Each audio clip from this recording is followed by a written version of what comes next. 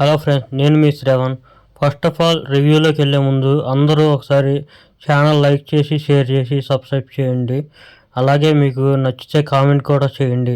ఇక వీడియోలోకి వెళ్దాం. ముందుగా మా బాబాయ్ గారు చేసిన హంగామా అయితే చూపిద్దాం అనుకుంటున్నాను, చూడండి.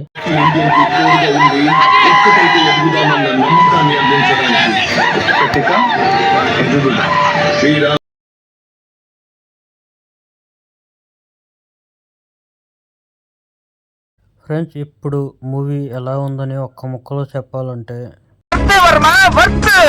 కళతో చూసావా? ఇంకోలా చెప్పాలంటే, ఫ్రెండ్స్ ఈ పుష్ప 2 ది రూల్ వచ్చేసి నిజంగా చాలా వర్తబుల్ మూవీ. పుష్ప 2 కంటే 10 times హై రేంజ్లో అయితే ఉంది ప్రతి సీక్వెన్స్ వచ్చేసి. స్టోరీ పాయింట్లోకి వచ్చేస్తే, మీరు ట్రైలర్లో ఏదైతే చూసారో సేమ్ అదే ఉండిద్ది. పెళ్ళం మాట మొగుడింటే ఎలా ఉంటుందో ఆ డైలాగ్ ఉంటుంది కదా, సేమ్ ఆ డైలాగ్ మీదే స్టోరీ మొత్తం రన్ అయ్యిద్ది. ఇక్కడ కూడా ఈగో క్లాసెస్ అనమాట. చాలా నిజంగా మైండ్ బ్లోయింగ్ ఉన్నాయి ప్రతి సీన్ వచ్చేసి. ఎవ్రీ మినిట్ వచ్చి హై రేంజ్ వోల్టేజ్ అయితే చూపించారు సుకుమార్ గారు. శ్రీవల్లి క్యారెక్టర్కి అయితే చాలా మంచి స్కోప్ అయితే ఇచ్చారు. మ్యాక్సిమం కమర్షియల్ మూవీస్లోకి వచ్చేస్తే ఓన్లీ గ్లామరస్ రోల్స్కి కానీ 3-4 పాటలకు కానీ అంకితం చేస్తారు హీరోయిన్స్ని. కానీ ఇక్కడ అలా కాకుండా హీరోయిన్ మీదే బేస్ అయ్యి ఉంటుంది స్టోరీ మొత్తం వచ్చేసి. అది పాయింట్ బాగా నచ్చింది, ఎందుకంటే హీరోయిన్స్కి కూడా ఇంపార్టెన్స్ ఇవ్వటం అనేది. ఇక మ్యూజిక్ కూడా చాలా బాగుంది. 1లో కంటే 2లో ఇంకా హైగా ఉంది బ్యాక్గ్రౌండ్ మ్యూజిక్ వచ్చేసి. సాంగ్స్ నాకు ఫస్ట్లోనే ఎక్కలేదు. థియేటర్లో ఓకే పర్లేదు, సో అనిపించినాయి. కాకపోతే బ్యాక్గ్రౌండ్ మ్యూజిక్ చాలా బాగుంది. 1తో పోలిస్తే చాలా అంటే చాలా బెటర్గా ఉంది. యాక్చువల్గా హై మూమెంట్ వచ్చినప్పుడు కానీ, ఫైట్ సీక్వెన్స్ వచ్చినప్పుడు కానీ చాలా బాగా ఎలివేట్ చేసింది బ్యాక్గ్రౌండ్ మ్యూజిక్ అనేది. ఆ జాతర సీన్ అప్పుడు కానీ, లాస్ట్లో వచ్చే ఫైట్ సీన్ అప్పుడు కానీ చాలా అంటే చాలా సూపర్గా ఉంది మ్యూజిక్ వచ్చేసి. ఇక కొన్ని పాత్రలు మాత్రం ఎందుకు అంత స్కోప్ ఇచ్చినట్టు కనిపించలేదు. ఎగ్జాంపుల్ చూసుకుంటే సునీల్ గారి క్యారెక్టర్ కానీ, అనసూయ క్యారెక్టర్ కానీ, జగపత్ బాబు క్యారెక్టర్ కానీ ఎందుకు అంత ఇంపాక్ట్ అనిపించలేదు. మేబీ థర్డ్ పార్ట్లో అన్న చూపించే అవకాశం ఉండిద్దేమో, చూడాలి. యాక్చువల్గా దీనికి థర్డ్ పార్ట్ కూడా ఉంది, ది ర్యాంపేజ్ అని. పుష్ప 3 ది ర్యాంపేజ్ అనమాట థర్డ్ పార్ట్ వచ్చేసి. మేబీ అందుట్లో ఏమన్నా హై రేంజ్లో చూపిస్తారేమో, చూడాలి. ఇక బన్వర్ సింగ్ షెకావత్లో ఫాజిల్ గారు పర్లా ఓకే. ఇద్దరి మధ్య ఫేస్ ఆఫ్స్ బాగున్నాయి. ఎత్తుకు పై ఎత్తులు అయితే వేస్తూ ఉంటారు కదా, చాలా బాగా చూపించారు. యాక్చువల్గా ఆలోచించే థాట్ ప్రాసెస్ అయితే బాగుంది. స్మగ్లింగ్ చేసే విధానం, దాన్ని బార్డర్ దాటిచ్చే విధానం, ఒకళ్ళ నుంచి ఒకళ్ళు పై ఎత్తులు వేసుకుంటూ చేసేది బాగా అనిపించినాయి. అక్కడ కొంచెం థ్రిల్ కూడా ఫీల్ అవుతాం అనమాట. నాకు కొన్ని డిసప్పాయింట్ మూమెంట్స్ కూడా అయితే ఉన్నాయి, మరీ అంత హై రేంజ్ అయితే కాదు.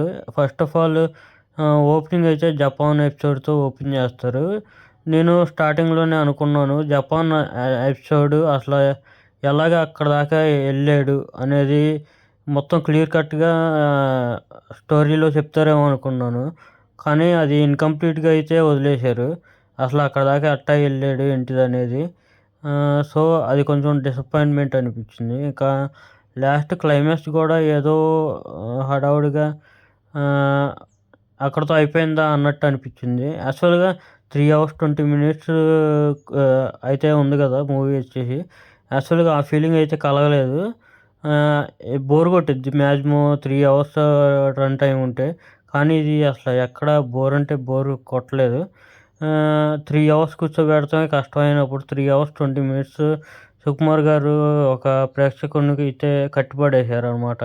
కానీ అక్కడక్కడ ఫ్లాస్ అయితే ఉన్నాయి, అవి పెద్ద ఇబ్బంది అయితే కావు. కాకపోతే నాకైతే ఆ జపాన్ ఎపిసోడ్ ఫస్టే అనుకున్నాను చూపిస్తారేమో అని చెప్పి, కాకపోతే చూపించలేదు. అక్కడ కొంచెం డిసప్పాయింట్మెంట్ అయ్యాను. ఇక హై మూమెంట్సే ఎక్కువ ఉన్నాయి లో మూమెంట్స్ కంటే కూడా. అందుకని చెప్పి ఇప్పుడు ఒకసారి చూసి వదిలేయటానికి కూడా లేదనమాట. ఇంకో 2, 3 టైమ్స్ రిపీట్ వాచబుల్ అయితే ఉండిద్ది మూవీకొచ్చేసి. ఇక చూసుకుంటే ఫైట్స్ కొరియోగ్రఫీ కూడా చాలా బాగుంది. ఆ ఫైట్స్ ఏదైతే ఉన్నాయో ప్రతి ఫైటు తక్కువే ఉన్నాయి ఫైట్స్, కానీ 3, 4 ఉన్నాయి. 3 ఉన్నట్టున్నాయి మ్యాక్సిమం. 3 కూడా చాలా కంపోజిషన్ అయితే చాలా బాగుంది.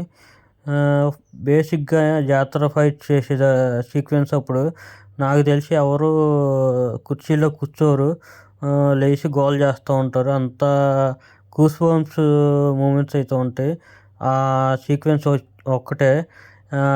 అంతేకాకుండా లాస్ట్లో వచ్చే మళ్ళీ ఇంకో ఫైట్లో కూడా ఆ ఫైట్ ఒక ఎత్తు అయితే దానికి తగ్గట్టు బ్యాక్గ్రౌండ్ వచ్చే మ్యూజిక్ ఇంకో ఎత్తు అనమాట. ఆ ఫైట్ని సగం ఎలివేట్ చేసింది బ్యాక్గ్రౌండ్ మ్యూజిక్ వచ్చేసి.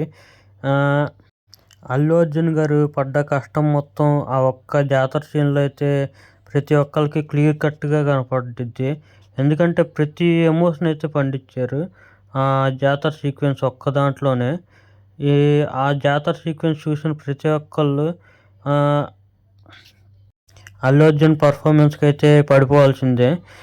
పుష్ప 1కి అయితే నేషనల్ అవార్డు వచ్చింది. యాక్చువల్గా దీనికి నేషనల్ అవార్డు మించి రావాలి కదా, ఇంకా నెక్స్ట్ లెవెల్ అవార్డు రావాలి కదా అన్నట్టు ఉండిద్ది యాక్టింగ్ వచ్చేసి.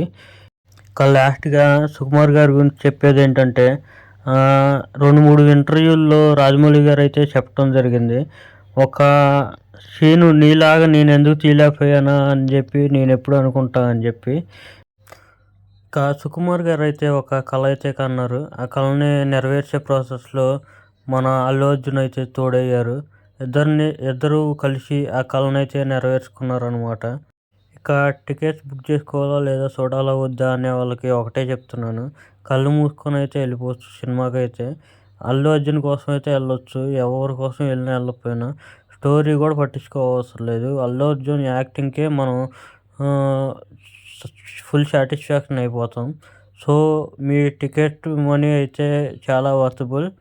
సో టికెట్స్ బుక్ చేసుకోండి. ఇది ఇంకోటి, ఇది మూవీ రూల్స్లో కానీ ఐబొమ్మలో కానీ చూసే సినిమా అయితే కాదు. ఖచ్చితంగా థియేటర్ ఎక్స్పీరియన్స్ అయితే చెయ్యాలి.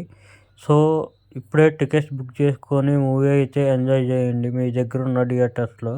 ఇంకా ఈ వీడియోకి ఇంతే ఫ్రెండ్స్. మా ఛానల్లో వీడియోస్ నచ్చితే లైక్ చేయండి, షేర్ చేయండి. ఇలాంటి వీడియోల కోసం కామెంట్ చేయండి ఫ్రెండ్స్. Thank you. జై హింద్. Bye bye.